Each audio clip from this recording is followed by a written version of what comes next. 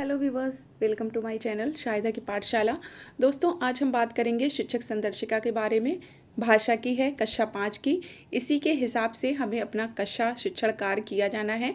अप्रैल से सत्र शुरू हो चुका था, तो उपचारात्मक शिक्षण का तो टाइम चला गया है, लेकिन हमने पिछली वीडियो में आपको इसके बारे में पूरा बताया हुआ था। 42 दिन का उपचारात्मक शिक्षण कार्य योजना थी।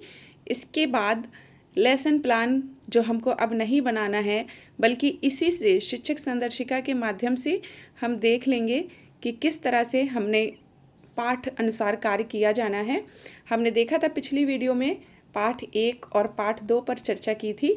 अब आइए आज देखते हैं पाठ 3 कितने दिवस ये कार्य योजना चलेगी और क्या कालांश योजना रहेगी, सब कुछ इस बारे में देखेंगे।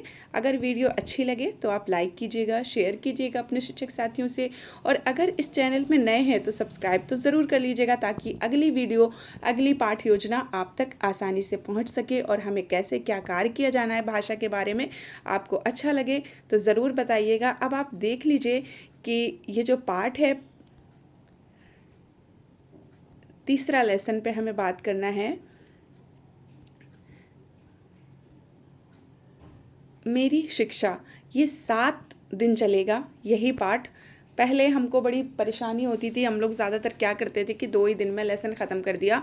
फिर उसके बाद जब देखते थे कि क्या फीडबैक मिल रहा है बच्चों से, तो कोई ख़ास बच्चों को समझ नहीं आया करता था। तो इसमें सब पूरा निर्धारण दिया हुआ है, कितने दिन लेसन चलेगा, कितना कालांश अवधि होगी, क्या क्या हमारा लर्निंग आउटकम कौन सा इससे हमारा कंप्लीट हो रहा है, और इसके जो शिक्षण उद्देश्य थे वो हमें प्राप्त हो रहे हैं या नहीं, पाठ पढ़ाने के लिए आवश्यक सामग्री कौन सी होगी, सब कुछ आपको इस वीडियो में मिलेगा। आइए देखते हैं। सबसे पहले दिन हमें क्या करना है। सबसे पहले तो जानना होगा कि हमारे शिक्षण उद्देश्य क्या हैं, यानी कि आत्मकथा विधा से हमें बच्चों को परिचित कराना है और शिक्षा के महत्व पर जानकारी देना है। पठन व लेखन कौशल का विकास करना, ये हमारे शिक्षण उद्देश्य रहेंगे। इसके साथ जो आवश्यक सामग्री होगी, हमारी पाठ्य पुस्तक तो आवश्यक सामग्री हो गई, कार्य पुस्तिका भी चाहिए और श्यामपट्ट, चार्ट, उत्तर पुस्तिका, चौक, डस्टर आदि।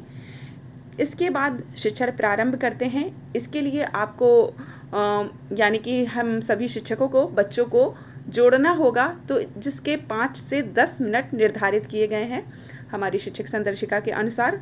तो उस समय 5 से 10 मिनट में हमें क्या करना है, बच्चों से शिक्षा के महत्व पर चर्चा करते हुए उनके अभिभावक के समय की पढ़ाई व आज की पढ़ाई के अंतर के विषय पर चर्चा करेंगे।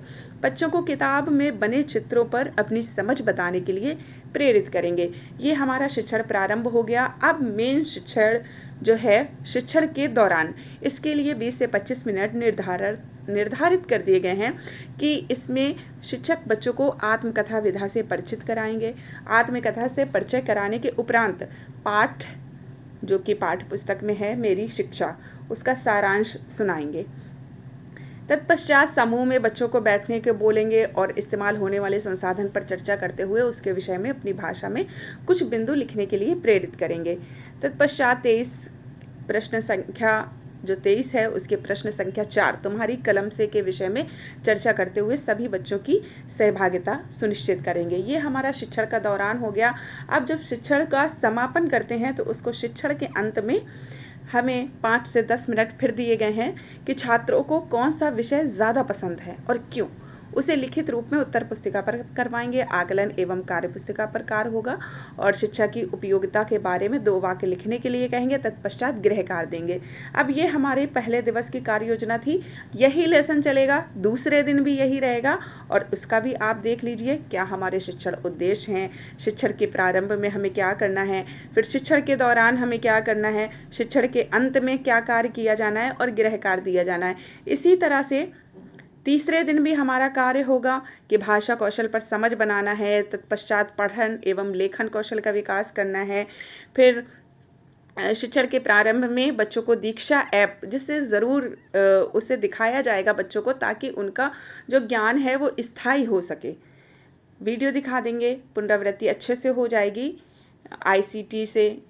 इस तरह से कुछ वीडियो आधारित प्रश्न पूछ लेंगे, पुनः पाठ का आदर्श वाचन करेंगे, स्वतंत्र पठन करने के लिए कहेंगे और इसके बाद अंत में उपसर्ग प्रत्यय जो भी हमारा अभ्यास कार्य होगा वो करवाएंगे। आकलन एवं कार्य पुस्तिका प्रकार। अब इसमें हम ये देखें कि साथ साथ हमारी पाठ्य पुस्तक भी चलती जाएगी और कार्य पुस्तिका भी चलती जाएगी, अलग से हमें कुछ भी नहीं देखना है दोस्तों। बहुत अच्छे से ये आप शिक्षण संदर्शिका ज़रूर देखें, ज़रूर पढ़ें, बहुत अच्छे से इसमें दिया गया है हर चीज़। इसी हिसाब से अगर आप नहीं कर पा रहे हैं तो आप हमारे चैनल को सब्सक्राइब कर लें, आपको टाइम टू टाइम ये वीडियो मिलती रहेगी और आप इसी हिसाब से पढ़ाते रहेंगे। आप देख लीजिए पूरे 7 दिवस की ये कार्य योजना है, पाठ 3 पूरा टाइम टू टाइम इसी तरह से आपको पढ़ाना है। इसी की गणित की भी शिक्षक संदर्शिका है, अगर आपको अच्छी लगती है तो कमेंट सेक्शन में जाके ज़रूर बताइएगा कि गणित की भी हम आपको शिक्षक संदर्शिका आपके साथ शेयर करेंगे।